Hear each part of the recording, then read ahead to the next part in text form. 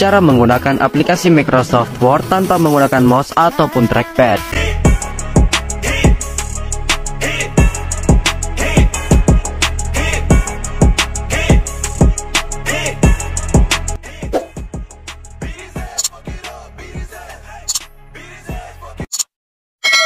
Kontrol anak panah untuk mengarahkan kursor kata demi kata.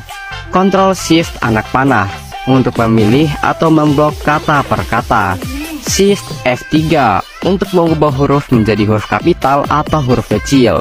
Kontrol Shift lebih besar dari atau lebih kecil dari untuk memperbesar dan atau memperkecil ukuran font.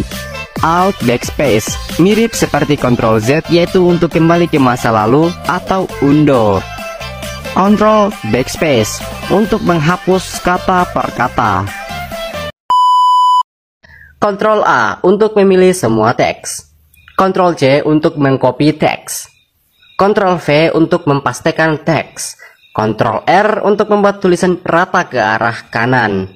Kontrol L untuk membuat tulisan rata ke arah kiri. Kontrol E untuk membuat tulisan rata tengah.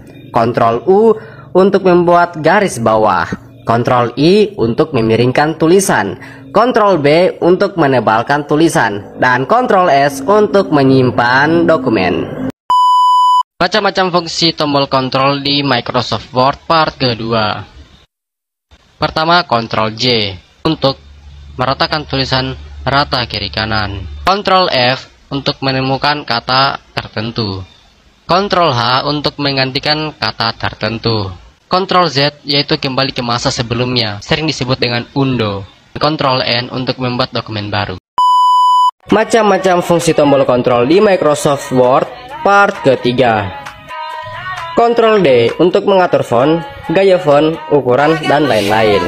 Kontrol K untuk menambahkan link pada teks. Kontrol G untuk menuju ke halaman tertentu, section tertentu, line, bookmark, dan lain sebagainya. Kontrol Q untuk menghilangkan number atau penomoran dan line spacing atau spasi baris. Kontrol M atau left indent untuk memberi masukan dari arah kiri. Untuk mengembalikannya, Kontrol Shift M. Kontrol T untuk menggerakkan hanging indentnya. Untuk mengembalikannya, Kontrol Shift T. Kontrol X untuk melakukan copy sekaligus menghapus atau disebut potong. Kontrol Z untuk kembali ke masa sebelumnya, sering disebut undo. Kontrol Y untuk kembali ke masa depan atau redo. Kontrol W untuk menutup dokumen. Cara menggunakan tombol Fn di komputer Windows. Misalnya saja di aplikasi Microsoft Word, kita akan melakukan save as atau simpan sebagai. Caranya itu kita hanya perlu menekan tombol F12. Tapi terkadang beberapa pengguna Windows lainnya tidak bisa menggunakan tombol F12-nya. Nah, disinilah tombol Fn diperlukan. Kita hanya perlu menekan tombol Fn dan F12, maka tombol F12 akan aktif bekerja.